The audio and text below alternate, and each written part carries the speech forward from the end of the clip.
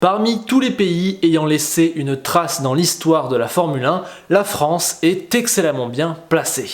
Les 4 titres de Prost font de nous la 5e nation la plus couronnée, mais ce n'est pas tout. Seuls le Royaume-Uni, l'Allemagne et le Brésil font mieux que nos 80 victoires. Ce week-end à Bahreïn, la France prendra son 900e départ en Grand Prix, un total immense que seules les 1019 courses des Britanniques dépassent. Notre pays a connu sa première heure de gloire avec la victoire de Maurice Trintignant à Monaco en 1955. Dans les années 70, nous avons rayonné grâce à François Sever ou Jean-Pierre Beltoise. Puis est arrivé ce qu'on a appelé la F1 française, Prost, Lafitte, Pironi, Arnoux, Depailler, Jarier, Tambay ou encore Jabouille. Après ça et les derniers succès d'Alesi et Panis, nous avons connu une petite traversée du désert. Les 10 podiums de Romain Grosjean auront été le phare dans notre nuit, jusqu'à ce qu'une nouvelle génération dorée apparaisse. D'abord menée par Jules Bianchi, elle a vu Esteban Ocon et Pierre Gasly prendre le relais. Ce dernier nous a même apporté notre première victoire depuis 24 ans.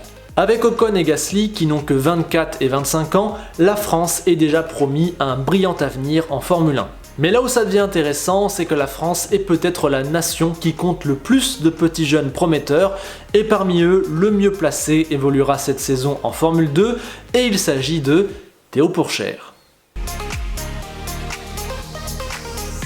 Né à Grasse dans les Alpes-Maritimes le 20 août 2003, oui, 2003, Théo Pourchaire dit avoir découvert la Formule 1 en 2006 et s'être pris de passion pour la discipline à travers les exploits de Michael Schumacher. Et ben voilà, exactement comme moi quelques années plus tôt, Théo Pourchaire et moi sommes très similaires. Sauf que lui va se mettre au karting et a beaucoup de talent. En 2010, il fait 4e du championnat PACA, puis le gagne en 2011 et en 2012, alors qu'il roule contre des pilotes bien plus âgés que lui. Il passe ensuite dans le championnat national, mais continue de gagner et devient donc champion de France minime. Voilà, c'est là que son histoire et la mienne commencent un petit peu à s'éloigner. Malheureusement pour moi et heureusement pour lui. Et il ne s'arrête pas là. En 2014, il devient champion de France cadet. En 2015, il remporte les World Series Karting. En 2016, il est sacré champion de France junior et termine 3e du championnat international. On rajoute aussi une victoire au célèbre volant Winfield qui vient confirmer que nous sommes face à un monstre. À 14 ans, Pourchaire a littéralement tout gagné en karting et décide de passer à la monoplace. D'ailleurs, je sais pas si on se rend compte de son palmarès en karting, c'est complètement dingue, c'est digne des tout meilleurs. Soutenu par la FFSA, Fédération Française du Sport Automobile, qui l'a placé dans son équipe de France, Théo va alors passer en Formule 4 française. Vu son très jeune âge, ses résultats ne compteront que pour la catégorie junior, mais sur les 21 courses, il terminera 16 fois meilleur junior et est donc sacré largement champion de la catégorie. Il se paye même le luxe de gagner une course à Spa-Francorchamps devant les gars qui courent en catégorie générale. Il me semble que si on avait compté ses points de manière normale, pas comme un junior, eh bien il aurait fini 3e du classement général normal. C'est dingue, c'est une vraie démonstration. Dès ses premiers pas en monoplace, il s'est distingué des autres. À tel point qu'on décide qu'il n'a pas besoin de refaire une saison dans la F4 française et qu'on décide de l'envoyer dans une F4 plus réputée, plus costaud, la F4 allemande dite ADAC. En gros, les voitures vont plus vite, les écuries sont plus professionnelles, avec la F4 italienne, c'est un peu le must de la F4. Il obtient une place chez US Racing, écurie avec laquelle Lirim Zendeli a été sacré champion l'année précédente. À ce moment-là, Théo n'a encore que 15 ans et il va affronter Denis Sauger, Arthur Leclerc, Paul Aron, Jean-Luc Petekoff, Niklas Grüten, mais spoiler alerte, bon, ça va pas le déranger. 5e pour sa première course, il fait 2e à la suivante et prend place dans le haut du classement. Le meeting suivant, il gagne sa première course et démarre une série de 6 podiums consécutifs. Ce sont même 8 podiums en 9 courses, dont 3 victoires. Et voilà donc qu'il domine largement le championnat, il est assez confortablement en tête, il nous a même offert quelques démonstrations, bref, c'est incroyable. Mais lors de l'avant-dernier meeting à Hockenheim, il va connaître de fâcheux événements qui vont totalement relancer le championnat. Accident avec son coéquipier Leclerc, calage sur la grille et accident au premier virage. Il ne marque que 8 points en 3 courses et il va devoir résister à la grosse pression de Dennis Hauger qui a remporté les 3 courses à Hockenheim et qui est revenu à un petit point. Mais ce n'est pas un problème pour Théo qui reprend sa marche en avant et résiste à toute forme de pression. Malgré quelques moments chauds et des courses mouvementées, il assure. Deuxième, premier et deuxième, boum, champion. Au coude à coude avec Auger tout du long, il n'a pas tremblé un seul instant et termine cette saison avec la récompense qu'il mérite, le titre en F4 à Dac. Titré dans toutes les catégories de karting existantes entre 2011 et 2016, champion junior de la F4 française et désormais champion de la F4 à Dac, Théo Pourchaire n'a beau avoir que 15 ans, l'âge pour lui ce n'est qu'un chiffre. Moi, tu me parles pas d'âge. Et voilà qu'on en arrive déjà à 2020. Et oui, Théo Pourchaire a une carrière très courte en monoplace, car il a fait son trou vraiment très vite. Juste avant la saison, Sauber le signe dans son programme de développement. Il est le seul pilote de renom de cette académie, et les choses commencent à devenir très sérieuses pour lui. Se profile alors une saison de Formule 3 où il affrontera Piastri, Futrell, Vesti, Sargent, Lawson, Auger ou encore ses coéquipiers chez Hart Grand Prix, Smolyar et Fernandez. Bref, ce sera pas simple.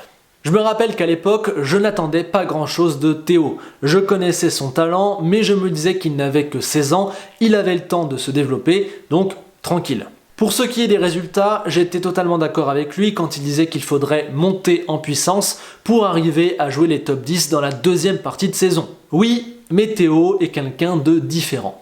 Dès son premier week-end, il impressionne. 20e en qualif, 13e en course 1 et à la bagarre pour des points en course 2 jusqu'à ce que Pironi ne lui tourne dessus. La semaine suivante, il fait mieux que confirmer, prenant la 5e place en qualification, ses premiers points en course 1 et sa première victoire en course 2 après l'accrochage entre Lawson et Hughes. C'est le plus jeune vainqueur de l'histoire de la Formule 3. Donc, le premier week-end, il a fait ce qu'on attendait de lui en fin de la première saison, et le deuxième week-end, il a fait ce qu'on attendait de lui lors de la deuxième saison. C'est ce qu'on appelle un mec qui apprend vite et qui n'a pas de problème d'adaptation. D'autant qu'il confirme dès la course suivante en se qualifiant 3e en Hongrie, puis en menant toute la course après l'accrochage de Sargent au premier virage. Le lendemain, il remonte de 10e à 6e. Mais lors des deux courses de Silverstone, Hart Grand Prix va se montrer en difficulté. Chouette, voilà l'occasion d'apprendre dans un contexte difficile. 12e, 8e, 6e et 3e. Voilà ses résultats lors des 4 courses de Silverstone. La progression sur 3 jours est dingue. En galère lors des tout premiers tours de roue, il a réussi à monter en puissance jusqu'à finir sur le podium à la fin. C'est énorme. Et c'est à ce moment-là que, selon moi, Théo s'est vraiment distingué des autres. Ce qu'il a fait à Silverstone a vraiment montré qu'il était au-dessus de la mêlée, que ça soit dans sa lecture de course, dans son adaptation, sa gestion des gommes, sa capacité d'arbitrer parfaitement entre l'envie d'aller très haut et la nécessité d'assurer, ses manœuvres offensives parfaites ou, et c'est peut-être le plus impressionnant, ses défenses. On a senti très vite que Théo était particulier et c'est quelque chose qui nous a vraiment tous frappés et qu'il a su garder tout au long de la saison.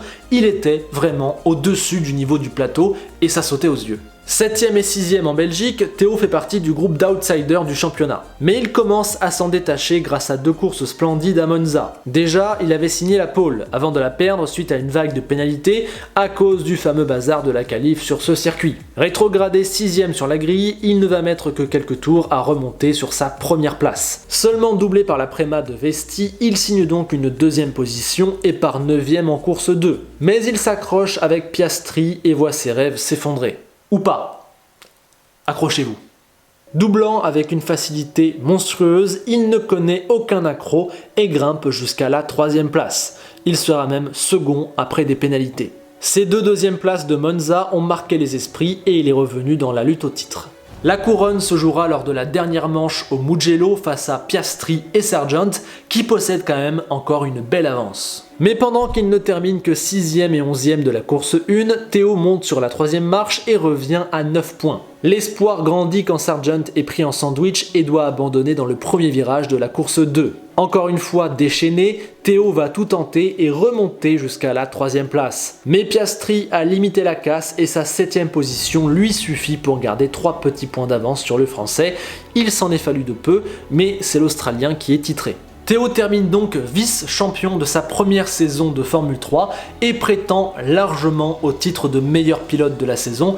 Si vous voulez mon avis, il n'y a même pas de débat. Sincèrement, sa saison a été complètement folle. Bien sûr, avant cette année, je connaissais son talent, je savais qu'il apprenait vite, je savais que peu de choses pouvaient le freiner, mais qu'il soit bon à ce point-là aussi rapidement, honnêtement, c'est du génie, c'est donné à très peu de pilotes. C'est pour ça que, pour moi, aujourd'hui, Théo Pourchaire est un des 4 ou 5 meilleurs jeunes de tout plateau confondu, et ce, malgré ses 17 ans et le fait qu'il n'ait que 3 saisons en monoplace. Chapeau, ce mec est un talent brut. Histoire de préparer un passage en Formule 2 qui apparaît désormais la suite logique des événements, Théo fera 2 meetings avec HWA à Bahreïn. Malheureusement, cette voiture était beaucoup trop mauvaise et peu fiable, comme Giuliano Alesi a pu en faire les frais toute l'année. Ces 4 courses seront anecdotiques, il s'agissait surtout de prendre des premiers repères avec des voitures encore plus évoluées qu'en Formule 3. Les choses sérieuses sont pour cette année, en 2021, où il courra avec Hard Grand Prix, avec qui il courait déjà en Formule 3. ART, c'est une écurie fondée par Frédéric Vasseur et Nicolas Todd en 2004. Directement, la structure va s'imposer comme une référence des catégories de promotion, notamment via le GP2, où elle fait courir Nico Rosberg, Lewis Hamilton, Romain Grosjean, Nico Hülkenberg, Jules Bianchi, Nick De Vries, Stoffel Vandoorne ou encore George Russell. 6 fois, c'est sur une Hart que le champion a été sacré. L'an dernier, le rookie Christian Lundgaard a gagné 2 courses et fait 6 podiums avec cette voiture. Autant dire que Théo aura une machine à la hauteur de ses très hautes ambitions. Il aura tout de même fort à faire. Comme je l'ai expliqué hier, le plateau est d'un très bon niveau et d'autres pilotes sont plus favoris que lui. J'aime bien me dire qu'il n'est qu'outsider, cela le replace un petit peu dans la position qu'il avait l'an dernier au début de la Formule 3. Personnellement, je m'attends pour lui à une place finale au championnat entre la 5e et la 10e. Je pense que ce serait sa place et que ce serait déjà un très bon résultat. À lui de nous surprendre, si tant est que ça soit encore possible. Avec tout ça, on oublierait presque l'Académie Sauber et le fait que Théo a une réelle chance d'accéder à la Formule 1 via Alfa Romeo. Bien évidemment, il est encore trop tôt pour faire des plans, mais Kimi et Giovinazzi n'ont pas encore de contrat pour 2022 et il est évident que Théo est un candidat. Reste à savoir s'il pourra s'imposer dans la discussion dès cette année, si son âge ne sera pas un frein et si les autres jeux de contrat lui laisseront une petite place. Voilà donc la carrière et le talent de Théo Pourchaire. Vous l'avez compris, nous ne sommes pas juste face à un jeune pilote français prometteur qui court en Formule 2, non, nous sommes face à un des tout meilleurs jeunes, toutes catégories confondues, un mec vraiment à part, il suffit de l'avoir vu courir une fois pour le constater. Son palmarès en karting, son palmarès en monoplace, son jeune âge et toute sa panoplie de pilotes en font un gars sur qui il va falloir compter pour le futur, c'est sûr et certain. Bien, ce sera tout pour aujourd'hui. J'ai été ravi de vous présenter Théo Pourchaire, que vous connaissez sûrement déjà très bien, mais je pense qu'il y avait besoin de faire une grosse vidéo sur lui pour tout récapituler, et il méritait qu'on parle de lui. N'hésitez pas dans les commentaires à me donner votre avis sur Théo, et à me dire à quelle place il finira cette saison en Formule 2. Moi je dis 6e. Au sujet des jeunes pilotes français talentueux, je veux simplement rajouter qu'il y en a d'autres, mais pas encore aussi près que Théo. En Formule 3 cette année, on aura Victor Martins et Pierre-Louis Chauvet. En Formule régionale par Alpine, on aura Isaac Adjar, qu'on connaît bien sur la chaîne, mais aussi Adrien David, Alexandre Bardinon. En F4 ADAC, on a, j'ai noté, Victor Bernier, Marcus Armand et Sami Meghetounif. Et il y a également 9 Français en F4 française. Bref, la relève est bien présente. Mais voilà, Théo est aujourd'hui celui qui paraît le mieux prêt et peut-être le plus proche d'entrer en Formule 1. Je vais à présent conclure cette vidéo qui était la dernière des 4 vidéos en 4 jours pour bien préparer la reprise. J'espère que cette petite série vous aura plu. En tout cas, moi j'ai très hâte d'être à ce week-end. J'espère vraiment qu'on va se régaler avec la F1 et la F2. Et nous, on se retrouvera bien sûr lundi pour le premier débrief de la saison de Formule 1. J'ai hâte. On se quitte toujours avec Enzo Ferrari qui aujourd'hui nous pose une question puisqu'il nous demande si Théo Pourchaire sera le prochain nouveau vainqueur français en Formule 1, ce à quoi on a envie de répondre, on espère. A bientôt et bon week-end de course.